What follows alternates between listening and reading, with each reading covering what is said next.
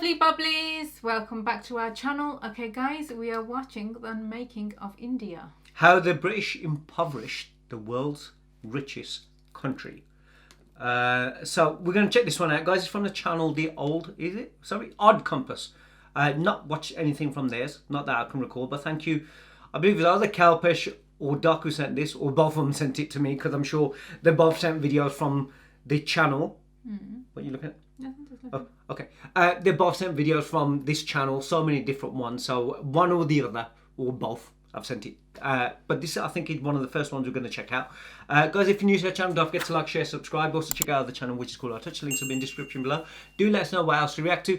Do let us know if there's any other videos from this channel you guys want us to watch, or if there's any other informational, educational videos from around India or about India that you guys want to watch. Send us links. It's going to be interesting. Look Ready? how it's labelled there. Huh? Look how it's labelled there. Obviously that drawed a lot. Okay, cool. Ready? Yeah. Here we go. In the year 1700, India's share in the world's economy was an astounding 27%, more than all of Europe combined. Wow. 250 years later, India's share had dropped to less than 3%, and its people were left impoverished. What happened? Strap in, adventurers. We're about to dive into a dark and messy history. Welcome to 18th century India. In 1707 CE, the death of Mughal Emperor Aurangzeb sends the empire into a decades-long spiral. In his wake, an endless parade of weak princelings forced themselves upon the peacock throne. With the Mughal Empire teetering on the brink of collapse, regional powers jostle for supremacy, land grabs and title claims, infighting and betrayal. India is vulnerable. The situation is so precarious that, in 1739, Persian Emperor Nadir Shah invades North India and sacks Delhi. During this period of disorder, the British sensed opportunity. Leveraging their unique advantages as a foreign power, they bribed and blasted their way into a dominant position in the subcontinent. India was no stranger to dealing with foreign aggression, but the British were not like those who had come before. No. They were not like Nadir Shah, who looted and simply left. Nor were they like the Huns, who, while shedding Gupta blood, became Indian themselves. Yes, the British were different, for they saw India as an inexhaustible gold mine, whose resources were to be forever extracted.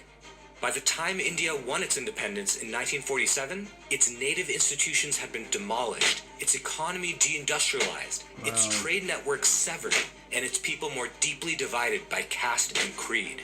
In just 200 years of colonial rule, the India that once inspired the world was unmade. The halcyon days of India are over. She has been drained of all the wealth she once possessed, and her energies have been cramped by a sordid system of misrule. The deliberate bleeding of India by the British was so extreme that famed American scholar Will Durant referred to it as the greatest crime in all of history. So let's pull back the curtain and see what India was like before colonialism. In the 19th century, the American J.T. Sunderland wrote about the India that the British found when they arrived. India was a far greater industrial and manufacturing nation than any in Europe or Asia. Her textile goods were famous all over the civilized world. So was her exquisite jewelry and her precious stones. So was her pottery, her porcelains and ceramics. So were her fine works in metal, iron, steel, silver, and gold. She had great architecture, equal in beauty to any in the world. She had great merchants, businessmen, bankers, and financiers. She was not only a great shipbuilding nation, but had commerce and trade which extended to all civilized countries. That may seem like heavy-handed praise, but the record does show that pre-colonial India was a dominant manufacturing economy. Let's take a closer look at the textile, shipbuilding, and metalworking industries. India was a textile superpower for most of its long history. There were many textile centers in the subcontinent. Coastal Andhra was a block printing hub, for example, while Gujarat and Bengal were known for their high-end woven products. There was global demand for these items. In fact, India enjoyed a mind-blowing 25% share of the global textile trade by the mid-18th century. This thriving textile trade had knock-on effects for the entire economy. For example, the popularity of Indian textiles led to the creation of stable international distribution networks. By piggybacking on these networks, other Indian artisans could sell their goods worldwide at a reduced cost. Wow. As a result, many different industries flourished alongside the Indian textile industry. We know that international trade was conducted primarily along maritime routes, and so the Indian shipbuilding industry had developed into a behemoth too. A significant number of Indian ports were engaged in the shipbuilding industry. Dhaka, Mausalapatnam, Surat, Calicut, Quilon, and many, many others. Entire rural communities were involved in the production and processing of materials used to construct ships. Quality was paramount. Consider the Bengali merchant fleet in the early 17th century. The fleet consisted of nearly 5,000 ships, each capable of carrying up to 500 tons of goods. These ships were constructed in Bengali ports by native artisans who had the skills to craft elaborate wood, iron, and brass fittings. According to one British maritime observer, Indian vessels combine elegance and utility and are models of fine workmanship. Merchant contracts indicate that Bengali ships were much more durable than English ships. Bengali ships had an average lifespan exceeding 20 years, while English ships were not known to last more than 12. Quite a difference. India was a longtime pioneer in the global steel industry. As early as the 6th century CE, crucible-formed steel, which came to be known as Wootz or Damascus steel in the West, was being produced for export by Indian blacksmiths, particularly along the Malabar coast and in the Deccan. Arab and European officers regularly imported blades from India. While these blades were purchased as wartime implements, they were so robust and beautifully crafted that they also served as a mark of high status in times of peace. Wow. Though we've barely scratched the surface, it should already be clear that India was a manufacturing juggernaut, a thriving exporter of high-quality goods to markets throughout the world. How did the British manage to unmake all of that? The fundamental principle of the British has been to make the whole Indian nation subservient to the interests and benefits of themselves. And so, once the British took power, they changed the entire dynamic of the Indian economy to suit their own interests. The first step, dismantling all native industry. To start, they established a legal monopoly over Indian textile goods and cut off the export market, which immediately disrupted long-standing trade links. Having now made themselves the exclusive buyers of Indian textiles, the British then changed the way that they paid for those goods. Instead of using foreign currency, they paid using the tax revenues extracted from India. The Indian economy stagnated and prices collapsed. Skilled artisans, who once fueled the vibrant Indian economic engine, were now significantly poorer and more restricted than ever before. And it didn't stop there. Soon enough, British manufacturers lobbied their government to completely eliminate the competition from the Indian textile industry.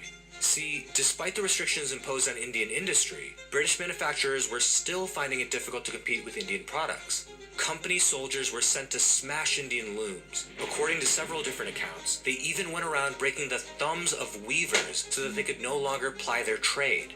But that's not all.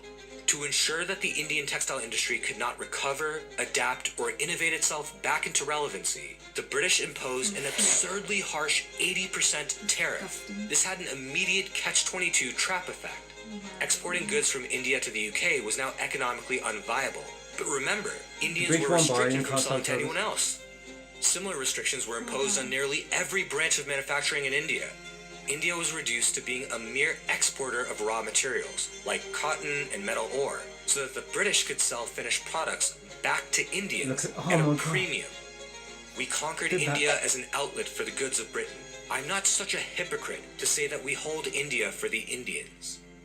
The colonial deindustrialization process was so complete that by 1947, only 0.7% of India was employed in any form of manufacturing. But skilled workers had to go somewhere, do something. The British monopoly on industrial production drove Indian artisans, merchants, builders, and others into agriculture en masse. In the words of Dr. Charles Hall, India's population has been thrown back upon the soil because Britain's discriminating duties have ruined every branch of native manufacture. Rural wages cratered to historical lows, and in fact, the land itself could not sustain the influx of newly disenfranchised workers. Poor seasonal harvests and droughts gave way to catastrophic famines and mass poverty. With most Indians now converted into peasant cultivators, the British sought to exploit them further. They began to tax cultivators as the primary revenue source for the administration. Taxes were extreme, pegged at 50 to 80% of gross income, and calculated before the harvest. The result? Indian cultivators often owed more in taxes than they earned as income. Wow. The British knew how harsh this really was. They openly conceded that they were imposing the highest tax rates in the world, and that taxes were more than 3 times higher than they had ever been under Indian rulers. To add insult to injury, the British even bragged about it in Parliament. The Indians have been taxed to the utmost limit. Every province has been made a field for higher exaction. and it has always been our boast how greatly we have raised the revenue above that which the native rulers were able to extort. Colonial taxes were so burdensome that 2/3 of the population in directly ruled British areas fled to the hinterlands, where native Indian lords could at least minimally protect them from financial depredation. The millions who stayed behind could hardly afford to pay taxes, and the situation was worsened by the fact that the British did not negotiate tax payments. Horrors were perpetrated under the guise of sinless mathematical neutrality. Tax defaulters were confined in cages and exposed to the burning sun. Fathers sold their children to meet the rising rates. Vulnerable peasants were physically tortured to pay up, and when they didn't have the means to pay, the British confiscated their farmland for themselves. Tens of millions of landless peasants were created for the first time in Indian history. By the end of the 19th century, India was Britain's largest source of revenue by far, its largest purchaser of exports, and a source of highly paid employment for both British civil servants and soldiers, and they were all paid for by Indian taxes. Many British officials freely acknowledged the exploitative nature of the colonial enterprise. In fact, a Prime Minister of the UK, the Marquess of Salisbury, himself admitted, "As India is to be bled of money, the lancet should be directed to those parts where the blood is congested." And just like that, India and its people were bled dry. The fundamental issue of British overlordship was the fact that the British had no intention to become one with the land or to rule it as their own. The British saw India as innately and eternally foreign, and this justified their creation and maintenance of what scholars have referred to as an extractive colony. For comparison's sake, consider the Turkic peoples who invaded India and eventually formed the Delhi Sultanate and the Mughal Empire. Look, the Mughals were no heroes. They imposed unequal taxes, engaged in religious discrimination, plundered local treasuries, visited great violence upon their enemies, and exhibited a Persianized racial arrogance. But one thing is clear: India's wealth was preserved at a foundational level.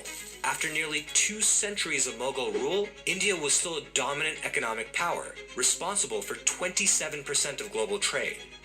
There's a simple reason for that.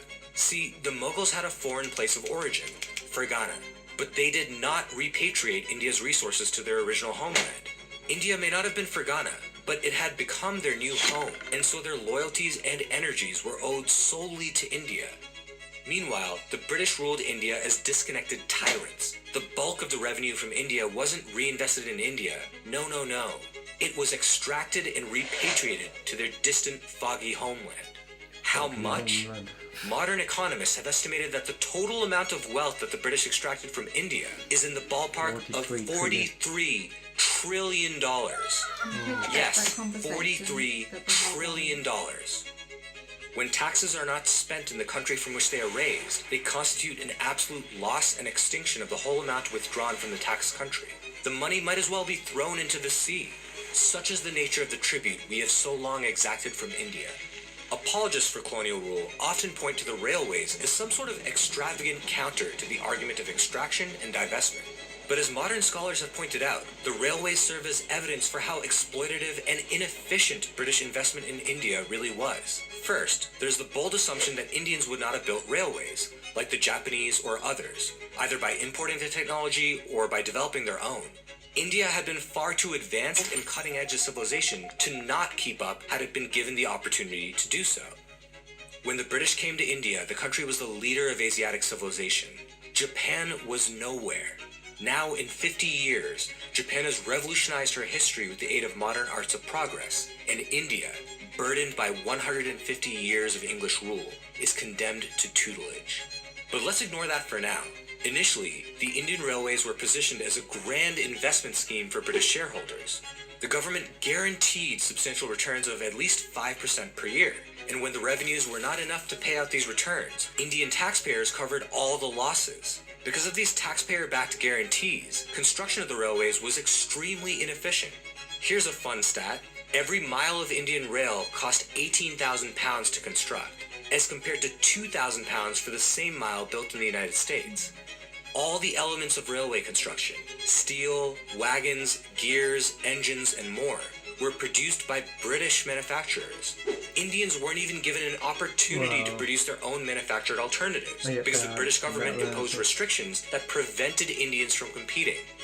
Worse still, the essential purpose of the railways was to assist the British enterprise in the exploitation of the natural resources of India. In fact, the railways made it possible for the British to export enormous amounts of grain and other agricultural products, which sparked and exacerbated famines. Over the course of British rule in India, an estimated 35 million preventable deaths were caused by famines. That's millions more than those killed under Stalin or Mao, and that's 5 times more than the Holocaust. The British were directly responsible for this. They mass exported Indian foodstuffs to Britain and other countries in Europe, even during drought periods. Food in India became too expensive for peasants to afford. According to Dr. Charles Hall, India starves so that its annual tax revenue to England may not be diminished by $1. There is plenty of grain in India. The trouble is that the people have been ground down till they are too poor to buy it.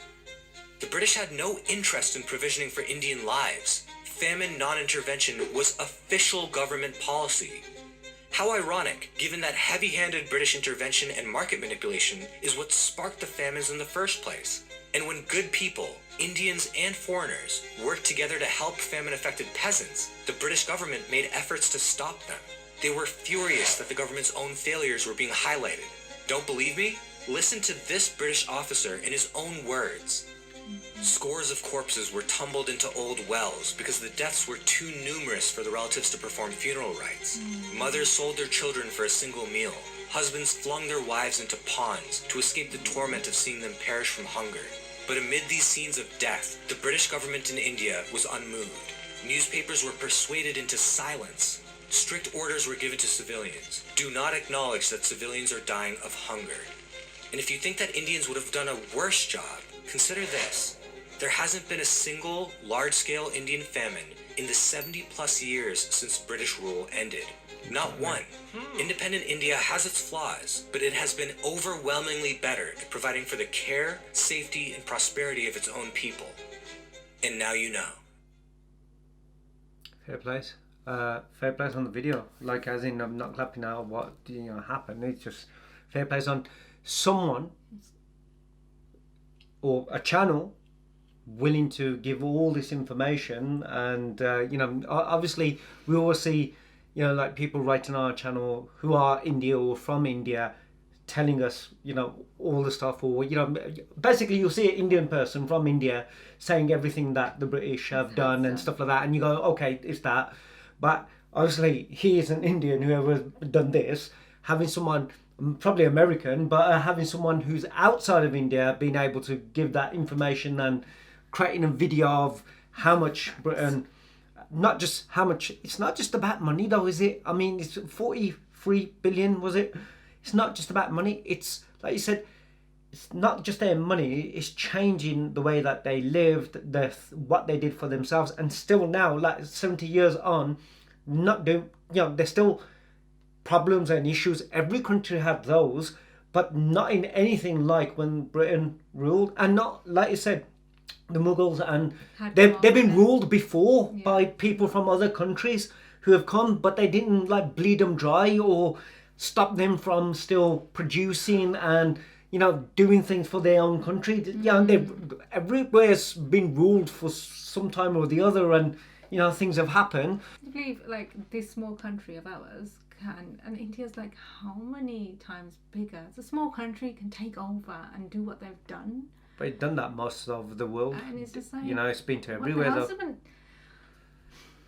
It's crazy. Yeah, but like country like Britain being all around the world taking over, but like I said, how they played they did it as well. By it's about the trust that they like sort of build, and then they manipulative, and like they said, they created the castes and stuff like that. Yeah, because if nothing mattered before, everyone was one. From the way that they work, took all that away, and then basically we don't want it, you can't give to anyone else, and we going to provide you with everything that's yours anyway by taking it from you, using it to give it back to you, and then you can't afford it anyway. And then when they find out another way of living or trying to survive, then they take that Take that away away and make as that well. difficult for you as Yeah, well. yeah. So any which way that you went, okay, if that ain't going to work, you're not going to let us do that, we'll find a way. And it's going, well, we're going to block that. We're not going to make that happen. We're going to do whatever we can to make things hard.